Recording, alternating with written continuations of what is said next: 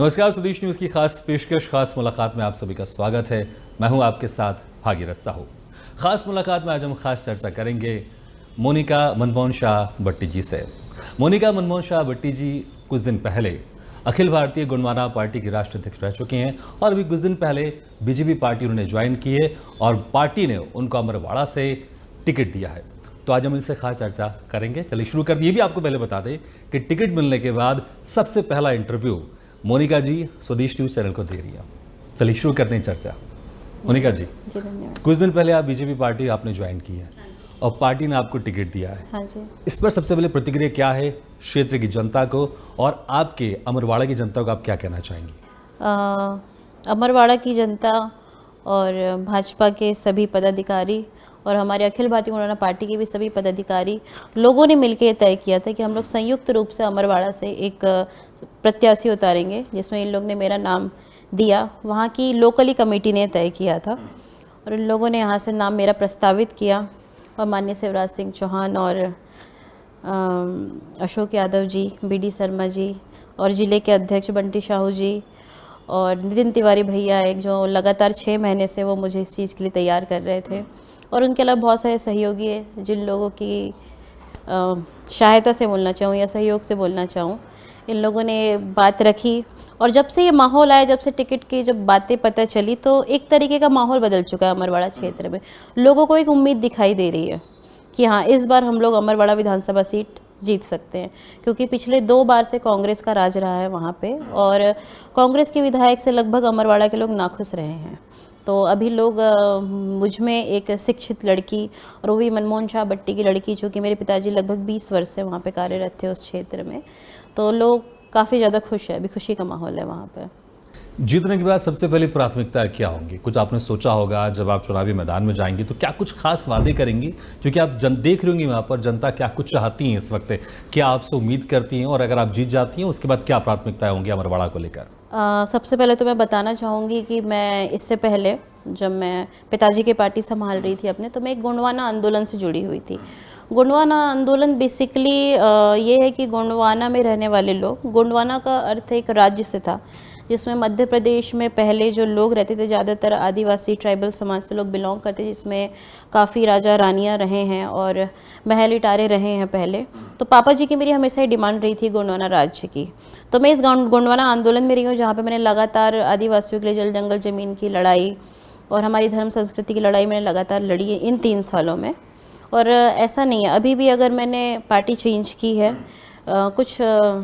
अब ये तो खैर इस बारे में आगे चर्चा करूँगी, लेकिन मेरा मेन मकसद यही है कि मेरा आंदोलन तो कंटिन्यू ही रहेगा ये, लेकिन साथ ही क्षेत्र में सबसे पहले अभी डिमांड, अभी मैं क्षेत्र में घूम रही हूँ तो मेरी डिमांड यह है कि सिंगोड़ी हमारा एक क्षेत्र है, वहाँ पे कॉलेज की व्यवस्था नहीं हो पाई है अभी तक, तो सबसे पहला मेरा काम है वहाँ पे एक कॉलेज की व्यवस्था करना। और साथ ही स्वास्थ्य संबंधी भी बहुत सारी परेशानियाँ हैं वहाँ पे, तो मेडिकल सुविधाएं और बहुत सारे ऐसे गांव हैं जहाँ पे अभी भी इलेक्ट्रिसिटी की समस्या से लोग जूझ रहे हैं। कई ऐसे पोलिंग बूथ है जहाँ पे आज भी इलेक्ट्रिसिटी के वायर पहुँच नहीं पाए। तो मेरी प्राथमिकता पहले ये सभी रहेंगे। अखिल भारतीय गोंडवाना पार्टी के आप राष्ट्रीय अध्यक्ष भी रह चुकी, क्या कारण था कि आपने पार्टी छोड़ी? आपने मेरे पिताजी के जाने के बाद, मेरे पिताजी 2 अगस्त 2020 में गुजरे थे, तो मेरे पिताजी के जाने के बाद जब मुझे राष्ट्रीय अध्यक्ष बनाया गया तो छिंदवाड़ा ज़िले में, क्योंकि छिंदवाड़ा ज़िले से ही हूँ, तो छिंदवाड़ा ज़िले में पिताजी के द्वारा उस वक्त एक जिला अध्यक्ष बनाया गया था। तो जिला अध्यक्ष द्वारा लगातार एक टीम के साथ 12-15 लोग की एक टीम के साथ मिलकर लोग लगातार निर्वाचन आयोग में मेरे खिलाफ शिकायतें करना या लगातार पार्टी छीनने का काम करना, ये लगातार ये लोग 3 साल से कर रहे थे और बहुत ज़्यादा इन लोगों ने मुझे परेशान किया। कुछ 12-15 लोगों की टीम थी और मुझे ऐसा लगता है कि मेरे पिताजी 15 साल से इलेक्शन लड़ रहे थे अमरवाड़ा से और वो जीत भी नहीं पा रहे थे। कुछ वोट से, कहीं एक बार 500 के वोट के अंतर से हारे, एक बार 5-6 हज़ार के वोट के अंतर से हारे, अभी लास्ट टाइम 2018 में पापा 10,000 वोट के अंतर से हारे। तो मुझे कुछ कारण समझ में आए। इस मेरे पिताजी के उस समय गोंडवाना पार्टी से लगातार लड़े हैं वो, और एक बार विधायक भी रहे 2003 से 2008 के बीच में। तो उस वक्त पिताजी की लड़ाई कांग्रेस और भाजपा से रहती थी। बट उस समय पापा एक ऐसे सिचुएशन में फंसे हुए थे, क्योंकि दरअसल मैं उनकी असली लड़ाई उस समय इन्हीं लोगों के साथ थी, जो पापा शायद उस वक्त नहीं समझ पाए, या बहुत सारी ऐसी चीज़ें थी कि जो पापा मतलब इन लोगों की पहचान परख नहीं कर पाए, जो आज ही पिताजी के जाने के बाद भी लगातार उन लोग मेरा विरोध करना, और मुझे किसी न किसी तरीके से उन लोग ने पूरी तरीके से एक षड्यंत्र रच के रखा था कि मैं उन लोग मुझे कुछ इस तरीके से परेशान करे कि बस मैं कैसे भी करके ये आंदोलन और ये मैदान छोड़ के भागूं करके। और मतलब ऐसा था कि हाँ, मैंने एक पल के लिए मैंने तय भी कर चुकी थी कि अब मेरे को इतनी मानसिक प्रताड़ना नहीं झेलनी है। तो मैंने डिसाइड कर लिया था। बट उस वक्त फिर मैंने सोचा कि अगर मैंने ऐसा कुछ कर लेती हूँ, फैसले ले लेती हूँ, तो फिर मेरे पिताजी का 20 साल का जो संघर्ष था वो, और साथ में पिताजी के जाने के बाद मैंने जो 3 साल का संघर्ष किया, तो वो बर्बाद जाएगा। तो फिर मुझे भाजपा की तरफ से, जो चूँकि मैंने 3 साल लगातार संघर्ष किए, तो मुझे भाजपा की तरफ से ये प्रस्ताव मिला, ये मौका मिला, तो मैं उसके लिए भी आभार व्यक्त करूँगी। मौका तो आपको मुझे लगता है शायद दूसरी पार्टी की तरफ से मिला होगा आपको, क्योंकि आपके पास ऑप्शंस भी बहुत होंगे, तो बीजेपी क्यों आपने चुना है? क्या खास वजह रही कि आपको लगा कि जो आप करना चाहती हैं वो बीजेपी पार्टी में जाकर आप कर सकती हैं? क्या खास वजह रही? देखिए, ऐसा नहीं है, और मैं खुद भी प्रभावित रही हूँ भाजपा पार्टी से। उनकी इतनी सारी योजनाएं आज आप देख लो कि आखिरी पंक्ति के खड़े इंसान तक उनका लाभ पहुँच रहा है। मोदी जी का हो जाए, चाहे शिवराज जी का हो जाए, इनकी इतनी सारी योजनाएं हो गई है, लाडली बहन योजनाएं हो गई, और लाडली लक्ष्मी हो गई, और भी आवास योजना, प्रधानमंत्री आवास योजना, मुख्यमंत्री आवास योजनाएं, आयुष्मान, मतलब हर एक गरीब भी परिवार को जो मेडिकल सुविधाएं दी जा रही, 5 लाख तक का ट्रीटमेंट फ्री दिया जा रहा है। बहुत सारी ऐसी चीज़ें थी जहां पर, और देखा जाए तो केंद्र में ही भाजपा की सरकार है, प्रदेश में ही भाजपा की सरकार है, और लोग प्रभावित बहुत ज़्यादा है, और सबसे ज़्यादा महिला वर्ग की ज़्यादा महिलाएँ, सबसे ज़्यादा प्रभावित महिलाएँ लोग प्रभावित है। तो मैंने इसको देखते हुए कि जो अच्छा काम कर रहे हैं, मैं उनके साथ ही जुड़ के काम करूँ। जब से आपको टिकट मिला अमरवाड़ा से, वहाँ पर कुछ लोग आपका विरोध कर रहे हैं और कहीं ना कहीं सनातन विरोधी बताने की कोशिश कर रहे हैं, क्योंकि लगातार बीजेपी ये कहती आई है कि जो विपक्षी पार्टी वो सनातन विरोधी है। लेकिन अमरवाड़ा में कुछ लोग लगातार विरोध कर रहे हैं आपको टिकट देने का, और वो आपको सनातन विरोधी कह रहे हैं। नहीं, ये बस एक तरीके से षड्यंत्र है पूरी तरीके से। एक देखा जाए तो मेरी छवि खराब करने की कोशिश की जा रही है। इससे पहले पापा के ऊपर भी यही आरोप लगाए थे, और अभी भी मुझ में ये इस तरीके के आरोप लगाए जा रहे हैं। ऐसा कोई बात नहीं है। अगर मैं देखूं, विपक्षी पार्टी यहाँ पर कांग्रेस रही है, और वो लगातार ये आरोप लगाती रही कि जो बीजेपी है वो आदिवासी विरोधी रही है, और लगातार तमाम जो आरोप लगाते रहे, भ्रष्टाचार के आरोप लगाते रहे या दूसरे आरोप लगाते रहे, इसको लेकर आप, क्योंकि जब आप जाएंगे तो आपके सामने कांग्रेस पार्टी के कैंडिडेट खड़े होंगे, तो कैसे आप उनका मुकाबला करेंगे और क्या कुछ रणनीति है आपकी? नहीं, देखिए, ये सारी चीज़ें चलती रहती है, आरोप प्रत्यारोप। और दूसरी चीज़ अगर मैं आपको बता दूँ तो मैं धरातल से जुड़ के काम करने वाली हूँ। मैंने कभी इस चीज़ में कभी ज़्यादा फोकस नहीं किया कि कौन किस पे ज़्यादा आरोप लगा रहा है, कौन किस पे कर रहे हैं। मैं ज़मीन से जुड़ के, पिताजी के जाने के बाद मेरा एक ही मकसद रह गया था, बस मुझे अमरवाड़ा विधानसभा जीतना है करके। और पिताजी का मेरा यही था कि असली विरासत मेरे पिताजी की अमरवाड़ा विधानसभा है। आज कुछ लोगों द्वारा ये सवाल मेरे ऊपर उठाए जाते हैं कि मैंने पिताजी का मान नहीं रखा, अपना बहुत सारी ईमान जैसी चीज़ें आ जाती है कि पिताजी के सपनों को, बट ये शायद लोगों को नहीं पता है कि असली जो विरासत है मेरे पिताजी की, वो अमरवाड़ा विधानसभा ही है, जिसके लिए उन्होंने अपने पूरा जीवन उस चीज़ में लगा दिया।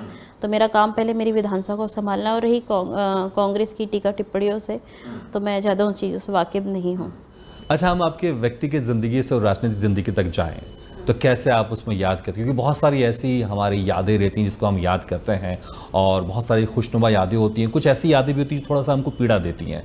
तो व्यक्तिगत ज़िंदगी से लेके राजनीतिक ज़िंदगी तक कैसे आप देखते हैं उन यादों को आप? जब मेरे पिताजी गुजरे, तब उससे पहले मेरा एक साधारण जीवन था, एक हंसती खेलती लड़की की तरह। और मैं काफ़ी जिम में मेरा काफ़ी अनुभव रहा है। मैं एक ट्रेनर की तरह एक वर्क किया है मैंने इसमें।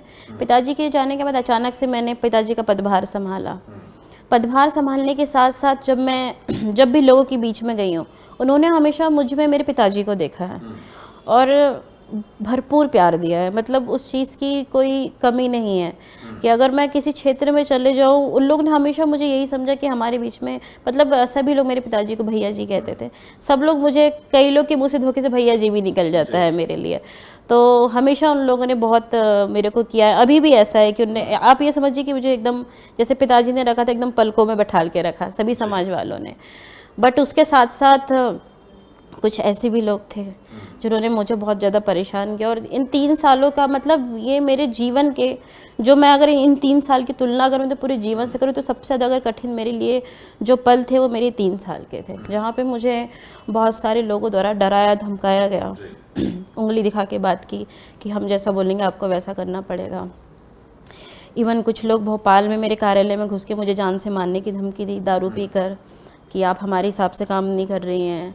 बहुत सारी ऐसी चीज़ें हैं। अभी जैसे कि अभी मैंने भाजपा रिसेंटली ज्वाइन किया, तो अभी उस वक्त अभी भी मेरी विधानसभा में कुछ हमारे ही आंदोलन के लोग द्वारा मोनिका मुर्दाबाद के भी नारे लगाए जा रहे हैं। बट ये वही लोग थे जिन्होंने पापा को भी आगे बढ़ने नहीं दिया। और अभी भी जब मैं इसमें हूँ तब, और यही वो व्यक्ति थे जो 2 साल पहले भी पिताजी के मुर्दाबाद के नारे लगा चुके हैं इन लोगों ने, मेरे ही पिताजी के, जो आज उन लोग का ये लग रहा है कि मैं इस आंदोलन को छोड़ के चली गई हूँ। बट ऐसा कुछ भी नहीं है, बस मैंने पार्टी ज्वाइन किया ताकि आंदोलन मजबूत रहे। हम लोग 20 साल से आंदोलन चल रहा है, लेकिन जीत के कोई विधानसभा लोकसभा नहीं पहुँच पा रहा है। तो सबसे बड़ा सवाल ये उठता है कि अगर कोई विधानसभा लोकसभा पहुँचता है तो ही वहाँ पे हम अपने मुद्दे रख सकते हैं। अगर हम जिंदगी भर यूं ही आंदोलन करते रहेंगे तो विधानसभा लोकसभा कौन पहुँच पाएगा? किसी ना किसी को निर्णय लेना पड़ेगा निकल के। जब हम लोग वहाँ पहुँचेंगे तभी हमारी धर्म संस्कृति की रक्षा हो पाएगी, हमारे आंदोलन की रक्षा हो पाएगी। तो ऐसी बहुत सारी ऐसी चीज़ें थी, जहाँ आप कठिनाइयों की बात करें, कुछ पीड़ा की बात कर रहे हैं, तो ऐसा है कि बहुत सारी ऐसी चीज़ें हैं कि ऐसे हालातों से भी गुजरी हूँ कि मतलब मैं कुछ बयां भी नहीं कर सकती हूँ। मैं अभी, मुझे लगता है कि शायद मैं रो भी दूंगी अगर मैंने ज़्यादा चर्चा की तो। आदिवासी समाज के उत्थान को लेकर आप क्या सोचते हैं कि अभी कहाँ पर क्या कुछ कमी है और उसको और बेहतर करने की आवश्यकता है, और जैसे आप जीतेंगी उसके बाद फिर आप उन कामों को शुरू करेंगी आप? मैंने जब भाजपा ज्वाइन किया तो मुझे शिवराज सिंह चौहान माननीय मुख्यमंत्री जी ने सबसे पहले यही कहा कि हमें आप जैसे लीडर की आवश्यकता है। मतलब आपके पिताजी के गुण आप में हैं और हमें ऐसे लीडर्स की आवश्यकता है जो आदिवासी मुद्दों को उठाने का काम करें। तो मेरा यही है कि सबसे पहले जो आदिवासियों की जो लगातार जो हम लोग की जो लड़ाई चलती आई है उसको मैं उठाऊं, विधानसभा में उठाऊं अपनी बातों को। और मैं लगातार चूँकि मैं रही उस चीज़ में संघर्षरत, तो मुझे पता है कि हम लोग को कहाँ कहाँ पे कठिनाइयाँ आती, किन किन चीज़ों का हम लोग को सामना करना पड़ता है। और क्षेत्रीय जो विधायक है भी वहाँ के, वो एक तरीके से मैं देखा जाऊँ तो कुछ खास आदिवासियों के लिए उनके एक विचार नहीं है, एक सद्भावना नहीं है उनके लिए। और मेरे पिताजी ने जो किए हैं लगभग 20 साल से, तो वो एक तरीके से मेरे पिताजी ने पूरे क्षेत्र में विकास तो नहीं, जागरूकता का काम बहुत ज़्यादा किया। ट्राइबल्स सोसाइटी में सबसे ज़्यादा जागरूकता का काम किया है। तो मेरे पिताजी ने जो काम करना था वो करके चले गए। मतलब जो आदिवासी समाज को जागरूक करना चाहते थे, अपने हक अधिकार लड़ना चाहते थे, वो सारी चीज़ें वो करके चले गए हैं। और आज भी जो मैं इस पोजीशन में बैठी हूँ मेरे पिताजी की ही देन है कि अगर मैं आज यहाँ पर अगर हक और अधिकारों के लिए लड़ रही हूँ। और रही बात हमारे आदिवासी समाज के उत्थान की, तो ये वाला काम मैं ज़िंदगी भर करने वाली हूँ। कभी भी अगर कोई भी ऐसी परिस्थितियाँ आती है, आज ऐसे बहुत सारे आरोप है कि भाजपा भी लगाए जाते हैं कि संविधान ख़त्म करने की बात को करते हैं। तो जब तक ये वहाँ पे हम लोग पहुँचेंगे नहीं तो ये सारी चीज़ें ख़त्म होने से रोकेगा कौन? तो हम लोग को वहाँ पहुँचना भी पड़ेगा उस चीज़ को। ये तो आपने कहा कि आदिवासी समाज के उत्थान की बात की आपने। अब एक महिला भी हैं आप।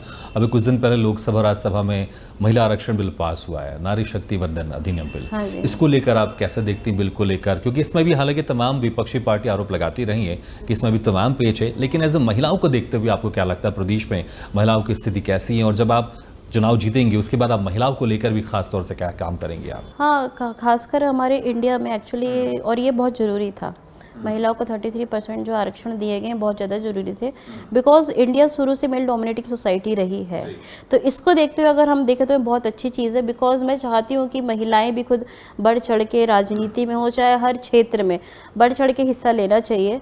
और जैसे कि मैं खुद इस चीज़ का शिकार रही हूँ, तो ये बहुत ही खुशी की बात है। और ये आरोप प्रत्यारोप, जैसे कुछ लोग इस चीज़ का विरोध कर रहे हैं, कुछ नहीं कर रहे हैं, बट अगर हम भाजपा का इतिहास उठा के देखें तो हमारे छिंदवाड़ा जिले से अनुसुईया उइके जी निकली हैं, जो राज्यपाल है, शायद 3 बार या 4 बार राज्यपाल रह चुकी हैं। और अभी द्रौपदी मुर्मू रिसेंटली राष्ट्रपति जी बनी हैं वो।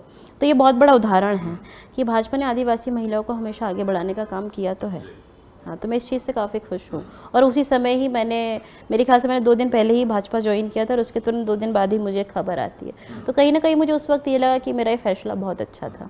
अच्छा, टिकट को लेकर अक्सर बहुत सारे लोग आपसे सवाल भी करेंगे, विरोधी लोग तमाम तरह की बातें करेंगे, लेकिन आपको क्या लगता है कि बीजेपी ने ऐसा क्या खास आपके अंदर देखा कि उनको लगा कि इनको टिकट देना चाहिए? क्योंकि अक्सर ये कहा जाता है कि बीजेपी थोड़ा बहुत सोच समझ के टिकट देती है, और आपने कुछ दिन पहले ही बीजेपी पार्टी आपने ज्वाइन की। जो आपके विरोधी हैं, जो टिकट देने का विरोध कर रहे हैं, आप उनको कैसे जवाब देंगे आप? एक्चुअली भाजपा ने मुझ में क्या देखा, मैं मनमोहन शाह भट्टी की बेटी हूँ, जो पिछले 20 से 25 सालों से ट्राइबल वर्ग के लिए, आदिवासी वर्ग के लिए आवाज़ उठाए, और वो काफ़ी बुलंद आवाज़ थी। लोगों का ऐसा मानना है कि मनमोहन शाह भट्टी जैसा नेता कभी दोबारा हमको नहीं मिलेगा, खासकर आदिवासी वर्ग में। तो सबसे पहला कि मैं मनमोहन शाह भट्टी की बेटी हूँ। दूसरा ये कि पिछले मतलब जो छिंदवाड़ा ज़िला है उसे एक पर्टिकुलर कांग्रेस का गढ़ कहा जाता है, तो वहाँ पे बहुत बड़ी चुनौती हो जाती है, एक गोंडवाना के लिए भी, एक भाजपा के लिए भी। तो ये कहीं ना कहीं हम लोगों ने नहीं, भाजपा ने यही निर्णय लिया कि जहाँ अगर हम लोग गोंडवाना के वोट और भाजपा के वोट अगर मिला के हम लोग देखते हैं तो हम लोग की जीत यहाँ पे 100% होती है। क्योंकि हर बार पापा जी भी लड़े इलेक्शन, जैसे लास्ट टाइम 2018 में लड़े, उनको 60,000 वोट मिले, वहीं भाजपा के 54,000 वोट थे। तो इसके हिसाब से, और मुझे ज़्यादा जानकारी तो है नहीं, अभी मुझे ऐसा बताया गया है कि सर्वे हुआ है, सर्वे में आपका नाम आया है, और पापा भी काफ़ी अच्छा रहा है वहाँ पे माहौल, और मैं भी लगातार 3 साल से घूम रही हूँ अपने विधान, और चूँकि मेरा शुरू से यही मकसद रहा है कि मेरे पिताजी की जो विरासत है अमरवाड़ा विधानसभा, उसको मैं संजो के रखूँ कैसे भी करके, और हो सकता है मेरी इतनी मेहनत को और पापा के नाम के साथ मुझे मौका दिया गया होगा। और रही विरोधियों की बात, तो अब जो भी विरोध कर रहे हैं सब अपने ही हैं, अब मैं उनके लिए क्या शब्द बोलूं, जो विरोध करने वाले वो करते रहेंगे। मेरा ऐसा है कि मैं तो चल पड़ी हूँ बस। आपने कहा कि जब आप आंदोलन से जुड़ी थी तो अगर आपको कुछ बेहतर करना है समाज के लिए तो उसमें आपको चुनाव भी लड़ना पड़ेगा। आपको विधायक, आप चुनाव भी लड़ रही हैं, तो जीत जाएंगे उसके बाद क्या आपको मंत्री पद की भी इच्छा है? क्योंकि अगर मंत्री पद मिलेगा आप ज़्यादा बेहतर काम कर सकती हैं आप। नहीं, ऐसा कुछ नहीं है। मैं बिल्कुल भी मैंने ऐसा सोचा भी नहीं, इस बारे में विचार भी नहीं किया है, क्योंकि मैं अभी, मेरा सिर्फ यही है कि अमरवाड़ा विधानसभा में फोकस करना है, और उसके बाद जो पार्टी तय करेगी मैं हर चीज़ को एक्सेप्ट करूंगी, उस चीज़ को। फोकस करना, तो आपने कहा 2 बार से वहाँ पर कांग्रेस रही है, तो क्या रणनीति वहाँ पर, कैसे आप डिफेंड करेंगी कांग्रेस को? क्या रणनीति रहेगी, किस तरह से? क्योंकि बहुत सारी चीज़ें आपने देखी होंगी, वहाँ के जो विधायक रहे होंगे, क्या वो काम नहीं करवा पाए जो आप सोच रहे कि वो आपकी प्राथमिकता है काम? वो नहीं, ऐसी बहुत सारी चीज़ें, अगर हम वहाँ पे ज़मीनी स्तर पे उतरे, रोज़गार संबंधी चीज़ों से लोग वहाँ पे आज भी जूझ रहे हैं। बिजली संबंधित बहुत सारे ऐसे गाँव हैं जहाँ पे आज भी बिजली नहीं है, पीने के पानी तक की वहाँ पे सुविधाएं नहीं है। कई ऐसे गाँव हैं जहाँ पे लोग ठेलिए से 2-2, 3-3, 4-4 किलोमीटर पानी लेके आते हैं। और स्वास्थ्य संबंधी, इसमें थोड़ी देर पहले बताया, एजुकेशन संबंधित, मतलब अगर मैं आपको बताऊं तो अमरवाड़ा विधानसभा इस पूरे प्रदेश की सबसे पिछड़ी विधानसभा है, और वहाँ पे 60% वोटर ट्राइबल्स हैं, 60 to 70% वोटर ट्राइबल्स है। तो कहीं ना कहीं मेरे ख्याल से एक कारण ये भी है। और जो विधायक जो अभी चुन के गए हुए हैं वहाँ पे, मुझे जहाँ तक कि लगता है कि मुश्किल से 2 या 3 बार ही अभी तक विधानसभा पहुँच पाए हैं, मतलब इन 10 सालों में। और विधानसभा के एक भी प्रश्न आज तक विधानसभा में नहीं उठाए गए हैं। तो मेरा तो ये भी है कि विधानसभा वालों की, जनता के पास भी एक सुनहरा मौका है कि अगर इस शिक्षित लड़की को चुन के भेजते हैं, जो हमेशा इन 3 साल से लगातार मुझे लोगों ने देखा है कि मैं दम खम के साथ अपनी बातें रख सकती हूँ, तो अगर मैं यहाँ पर रख सकती हूँ तो स्वाभाविक सी बात है कि मैं विधानसभा जाके भी रखूँगी। प्रदेश की जनता आपको देख रही है और आपके क्षेत्र की जनता भी आपको देख रही है, क्या आप उनको संदेश देना चाहेंगे? तो प्रदेश की जनता से और खासकर मेरे अमरवाड़ा विधानसभा की जनता से मैं ये कहना चाहती हूँ कि सभी लोगों की बहुत सारी उम्मीदें जुड़ी हुई थी मेरे से कि मैं अपने पिताजी के सपनों को पूरा करने के लिए मैदान में उतरी हूँ। तो यही मेरे पिताजी का सपना है। मैंने भले ही पार्टी चेंज की हूँ, लेकिन मैं उस आंदोलन के लिए, गोंडवाना आंदोलन के लिए हमेशा लड़ूंगी। और सबसे बड़ी बात है कि जब मैं स्ट्रांग होंगी तभी गोंडवाना आंदोलन स्ट्रांग होगा। तो मेरे पिताजी के सपने भी पूरे होंगे और मेरे पिताजी की विरासत भी हमेशा सुरक्षित रहेगी। राष्ट्राध्यक्ष रही अखिल भारतीय गोंडवाना पार्टी की, वहाँ रहते हुए आप कौन से ऐसे जो काम थे, अगर मैं पॉइंट टू पॉइंट में जानना चाहूँ, कि जो आप रहते हुए नहीं कर पा रही थी आप, और पार्टी में आने के बाद आप काम वो करेंगे, और प्राथमिकता तो आपने मुझे गिनाई है। हाँ। तो ऐसा वैसे कुछ खास अंतर नहीं है कि मैं जब राष्ट्रीय अध्यक्ष थी गोंडवाना पार्टी में और अब मैं एक भाजपा की प्रत्याशी हूँ, तो वैसे तो बहुत बड़ा डिफरेंस भी है ये, क्योंकि मैं एक पूर्ण शासक की एक प्रत्याशी हूँ उस पार्टी की। तो बहुत सारी मुझे ऐसी सुविधाएं हैं जहाँ पे मैं अपनी अमरवाड़ा की विधानसभा की जनता की मूलभूत समस्याओं का समाधान मैं यूँ कर सकती हूँ। और अभी मेरे ख्याल कल ही एक बैठक हुई जिसमें हमको एक बोला भी गया है कि कभी कभी छोटी छोटी कुछ मूलभूत समस्या हैं, आप तुरंत और हर चीज़ का समाधान तो वहाँ पे होगा। और कुछ फ़ायदे भी हैं, जैसे कि अगर मैं गोंडवाना पार्टी से चुनने का निर्णय लेती थी तो बहुत सारी चीज़ें थी जो वहाँ पे नकारात्मक मतलब लाइक विरोध करना। और गोंडवाना एक मैं आपको बता दूं कि जो गोंडवाना संगठन से जुड़ी बहुत सारी पार्टियां हैं, बहुत सारी पार्टियां, आपसी अंतरकलह हमेशा होते रहे, लगातार होते रहे। गोंडवाना पार्टी के नाम से कम 4 से 5 पार्टियां हैं और हर 4 से 5 पार्टियां एक ही विधानसभा अपने 4 से 5 प्रत्याशी उतारती है, जिसकी वजह से हमेशा से वोट बढ़ते आए हुए हैं। तो एक ये भी हो गया है कि इस पार्टी में, भाजपा पार्टी में आने से एक 100% जीत की एक उम्मीद जागी है। तो जीत के तो वैसे भी तो बहुत सारे फ़ायदे भी हैं। हर छोटी छोटी मूलभूत समस्याएं, चाहे वो बिजली की हो, चाहे वो रोजगार की हो, चाहे वो शिक्षा की हो, चाहे वो स्वास्थ्य की हो, हर छोटी छोटी समस्याओं का समाधान मैं जीतने के बाद तो खैर वो तो ठीक है, लेकिन अभी भी फ़िलहाल मैं लगातार 3 साल से भी इन समस्या को समाधान करते भी आ रही हूँ। ठीक है, एक अंतिम सवाल।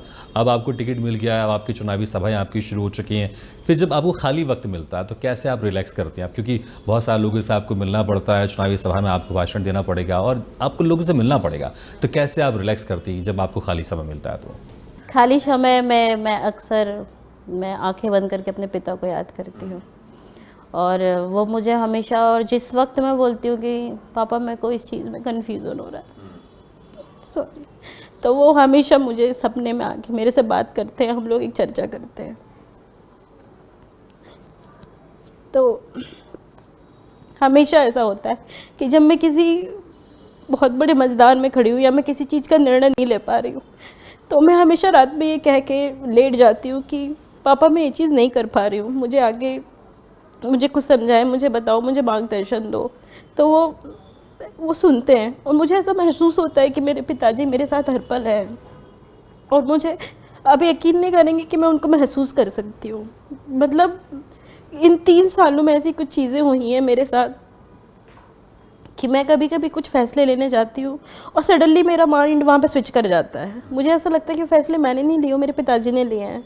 और ये लोगों का भी मानना है ऐसा कि कभी कभी मैं मंच पे कुछ भाषण दे रही हूँ तो सडनली उन लोग का कहना रहता है कि दीदी आप नहीं थी इस वक्त, ये भैया जी थे। ऐसा लोगों का मानना है, उन लोग का कहना है कि बोले, जैसे मेरा पहला भाषण हुआ था इन्फोटेक में, जब मैंने राष्ट्रीय अध्यक्ष की जब पदभार लिया था, तब भी लोगों ने मुझसे यही कहा कि आप नहीं थे, बोले आप में आपके पिताजी सवार थे।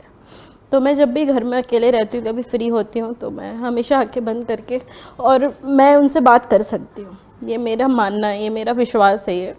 और आज भी अगर मैंने ये फ़ैसला लिया है तो मेरे पिताजी बहुत खुश होंगे इस चीज़ से कि मेरा ये फ़ैसला है।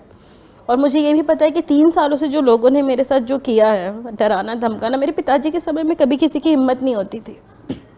बहुत सारी चीज़ें बोली गई जो आप बर्दाश्त भी नहीं कर सकते, ऐसे ऐसे शब्दों का प्रयोग किया गया। जब पिताजी जिंदा थे तब किसी की हिम्मत नहीं हो सकती थी ऐसे शब्दों का बोलने का। आज उनके जाने के बाद ऐसे ऐसे शब्दों का प्रयोग करना, बहुत सारे, मेरे मुर्दाबाद के नारे लगाना, इवन कभी कास्ट को लेके, कभी किसी चीज़ को लेके बहुत सारी चीज़ें बोली गई। इवन मुझे ऐसा बोला गया कि मैं बिक गई, मुझे बिक गई, ये तब शब्दों का प्रयोग किया। मुझे किसी ने मैसेज किया कि आप कितने में बिक गई, ऐसे शब्दों का ही प्रयोग किया गया है। तो ऐसा कुछ भी नहीं है। मैं अभी भी, उस समय ही मेरा एक ही मकसद था कि बस पापा, और आज भी मकसद है सिर्फ मेरा पापा। मैं सिर्फ पापा की वजह से आज आंदोलन में हूँ और आज भी पापा की वजह से ही मुझे मौका मिला हुआ है। चलिए, तो हम भी आपको शुभकामनाएं देते हैं कि आपका जो मकसद है वो पूरा हो और क्षेत्र की जनता के लिए जो आपने सोचा है आप उसको ज़रूर पूरा करें। बहुत बहुत शुक्रिया। अब हमारे इस खास पेशकश में आपने समय निकाल कर आपने शिरकत किया, बहुत बहुत शुक्रिया आपका। तो ख़ास मुलाकात में आज हमने मुलाकात की, चर्चा की मोनिका मनमोहन शाह भट्टी जी से। अगले बार हम फिर किसी शख्सियत से मुलाकात करेंगे, तब तक लीजिए इजाज़त। लेकिन खबरों का सिलसिला लगातार जारी, आप देखते रहिए स्वदेश न्यूज़, सबसे पहले देश। ऐसे ही वीडियो के लिए लाइक करें, शेयर करें, फॉलो करें और YouTube पर जाकर सब्सक्राइब करें और बेल आइकन को दबाना ना भूलें। और ताजा तरीन अपडेट के लिए swedeshlive.com पर जरूर जाएं।